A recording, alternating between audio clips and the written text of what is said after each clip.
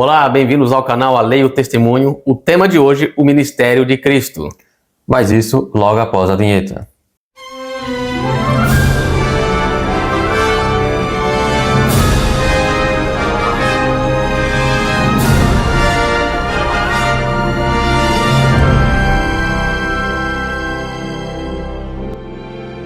Recapitulando o vídeo anterior, temos estudado a profecia dos 2300 dias de Daniel capítulo 8, o verso 14. E temos entendido que o santuário que seria purificado era justamente o santuário celestial. E hoje percorreremos sobre esse assunto. Então vemos que o ano 31 foi um ano muito importante para o ministério de Nosso Senhor Jesus Cristo. Neste mesmo ano, aconteceu justamente a Páscoa, que representava o sacrifício de Nosso Senhor Jesus Cristo. Então esta festa especificada no santuário terrestre, que era realizada uma vez por ano, cumpre-se no ano 31, verdadeiramente no ministério de Cristo, quando ele morre. Justamente. A próxima festa, também chamada dos pães ázimos, que representava também a morte de Nosso Senhor Jesus Cristo. Cumpre-se no mesmo ano 31. A próxima festa, que era justamente das primícias, e temos seu cumprimento na ressurreição de Jesus. E logo após essa festa, acontecia a festa do Pentecoste. Ou seja, 50 dias depois da Páscoa, era a comemoração da entrega da lei dos 10 mandamentos a Moisés. E aqui ocorre o quê? Justamente o Pentecoste, ou seja, a lei agora seria gravada na mente dos cristãos.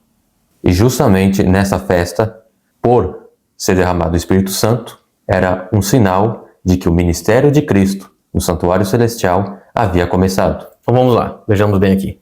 O ministério de Cristo no santuário celestial havia começado aqui, mas as pessoas não sabiam. Porque era no céu.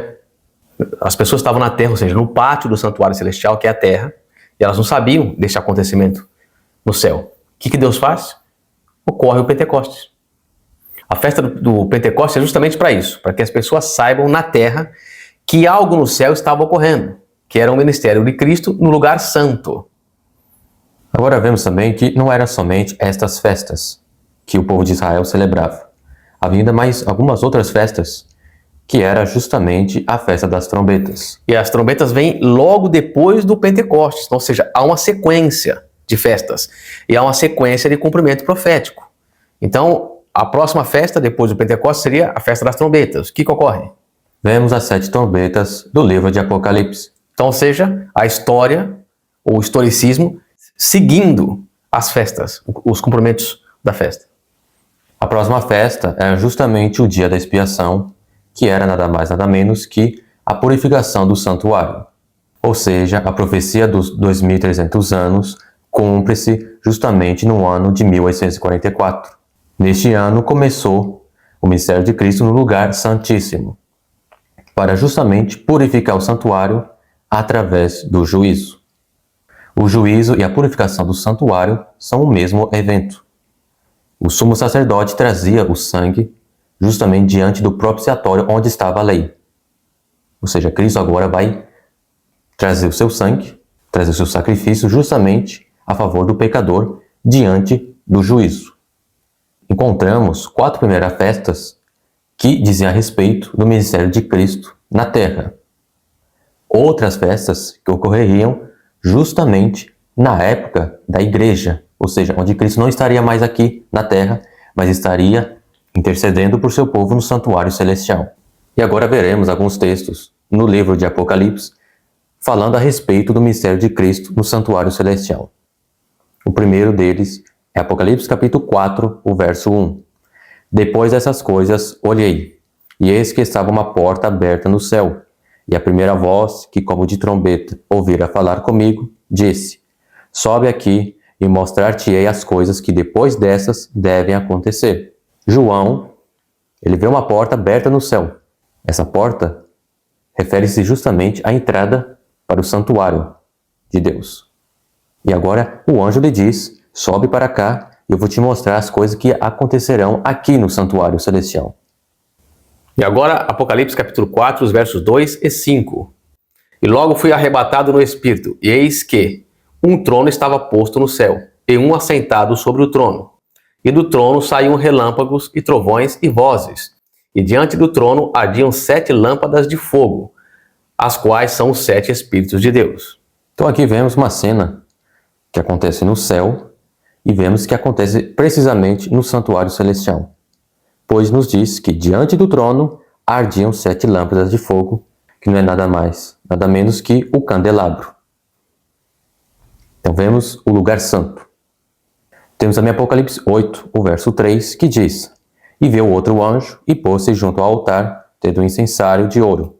E foi-lhe dado muito incenso para o pôr com as orações de todos os santos, sobre o altar de ouro que está diante do trono. Mas um outro elemento, que era do santuário terrestre, que era o altar de incenso. E que agora aqui encontramos o mesmo elemento no santuário celestial. Agora Apocalipse capítulo 5, verso 1. E vi na destra do que estava sentado sobre o trono um livro, escrito por dentro e por fora, selado com 7 selos. Agora o verso 5 nos diz: E disse-me um dos anciãos: Não chores, eis aqui o leão da tribo de Judá, a raiz de Davi, que venceu, para abrir o livro e desatar os seus 7 selos. Por que é tão importante essa cena que acontece no santuário celestial, justamente a abertura deste livro? Agora Apocalipse capítulo 6, versos 1 e 2. E havendo o cordeiro aberto um dos selos, olhei, e ouvi um dos 4 animais, que dizia como em voz de trovão: Vem e vê. E olhei, e eis um cavalo branco, e o que estava sentado sobre ele tinha um arco, e foi-lhe dada uma coroa, e saiu vitorioso e para vencer. Notamos aqui que ele diz: Vem e veja. Depois que o cordeiro abriu um dos selos. Vem e veja o que vai ocorrer na terra. O selo é aberto no céu, mas o acontecimento do selo é na terra. Então vemos que todo o plano da salvação acontece justamente através de Cristo, tanto no seu ministério terrestre quanto no seu ministério celeste. Aqui na terra cumpriu-se justamente o sacrifício de Cristo e a sua ressurreição. Ele saiu vitorioso. Por isso que ele pode abrir o livro, os 7 selos, para que a sua obra de intercessão para o pecador continue até o fim. Então vemos que a obra de Cristo no santuário celestial nos é comunicada através das profecias. Então, quando Cristo vai mudar uma ação, isso nos é passado através da profecia, para que a gente saiba o que está ocorrendo no céu. Nós estamos na terra, não sabemos o que ocorre. Então Cristo, através de um profeta, nos indica ou nos anuncia o que deve ou o que está ocorrendo. Justamente. Vejamos esta maquete. Esta aqui é uma maquete do santuário terrestre. Então nós temos o pátio, o lugar santo e o santíssimo. O santíssimo tem a lei de Deus.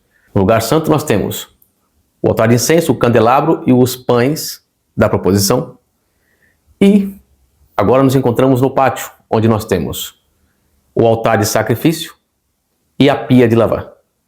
No santuário celestial não existe o pátio, o altar de sacrifício e a bacia de lavar. Só existe o santo e o santíssimo. Por que que isto ocorre? Porque o pátio representa a terra, o local onde se batiza e o local onde se sacrifica, onde as pessoas morrem. Só na terra há morte. Então, note bem esse detalhe. O pátio do santuário celestial é a terra. Então, tudo o que ocorra, quer no céu, quer na terra, ocorre no santuário celestial. Nós vivemos agora no tempo do santuário celestial, no ministério de Cristo. Então, agora nós podemos entender um pouquinho mais sobre o assunto. Vejamos. No pátio, o que ocorreu? A morte de Cristo. E isto era prefigurado antes na morte do Cordeiro. Que mais? Ainda no pátio nós temos a sua ressurreição, que era prefigurado pelas primícias. E nós temos também, no pátio ainda, a festa do Pentecostes, que ocorreu tudo no ano 31 depois de Cristo. Foram todos eventos aqui na Terra. Todos nós ficamos sabendo destes eventos. Tudo isso ficou registrado na história. Porém, haveriam alguns eventos que nós não saberíamos. Então, ainda aqui no pátio, Cristo sobe ao céu, depois da festa do Pentecostes, e lá agora ele assume sua posição como sacerdote no santuário celestial, no lugar santo. Nós ficamos sabendo deste evento porque na terra ocorreu o Pentecostes. Uma coisa estava ligada à outra. Então a festa do Pentecostes veio para que a gente saiba que Cristo agora passou a ser o nosso sacerdote no lugar santo. Porém, depois disso, era anunciada ainda a festa das trombetas. E em Apocalipse vem anunciando isto para nós. Quando começa a cumprir a festa das trombetas? Então, o Pentecostes se dá ainda no ano 31. Em seguida, a festa do Pentecostes tem que ocorrer o quê? A festa das trombetas, que nos é anunciada em Apocalipse. Começa ainda no primeiro século, com a perseguição que a igreja começa a enfrentar, os judeus efetuando essa perseguição e depois o próprio Império Romano executando. Justamente. E também durante esse período acontece a abertura dos selos. E essa cena vemos que acontece no lugar santo. Depois disso, vemos que em 1844 começaria o processo de purificação do santuário, conforme anunciado por Daniel no capítulo 8, verso 14. Justamente. Cristo passaria do lugar santo para o Santíssimo, para aí sim dar início ao juízo. Então vemos que o dia da expiação, que era a penúltima festa, prefigurava a purificação do santuário celestial e o juízo. Então aqui vemos que o santuário terrestre mostrava todo o ministério de Cristo, tanto aqui na terra e depois agora no céu. E não somente o santuário apontava para o ministério de Cristo, mas as festas também. Todas elas apresentam o plano da salvação, desde aqui o começo na terra até o seu cumprimento no céu. Então o que nós vemos aqui? Que as festas anuais e o santuário terrestre eram um tipo do que Cristo faria pela humanidade. Isso então era o tipo. Nós estamos agora no antítipo, quando Cristo executa por nós tudo isso que as festas apontavam e o que o santuário também apontava. Então, o santuário terrestre e as festas anuais estavam na primeira aliança. Na segunda aliança, nós temos o quê? O santuário celestial, não mais o santuário terrestre, e Cristo cumprindo tudo aquilo que as festas anuais judaicas apontavam. Isso aqui é um alento para nós, pois Cristo deixou registrado justamente o que ele faria e está fazendo por nós durante toda a era da igreja cristã.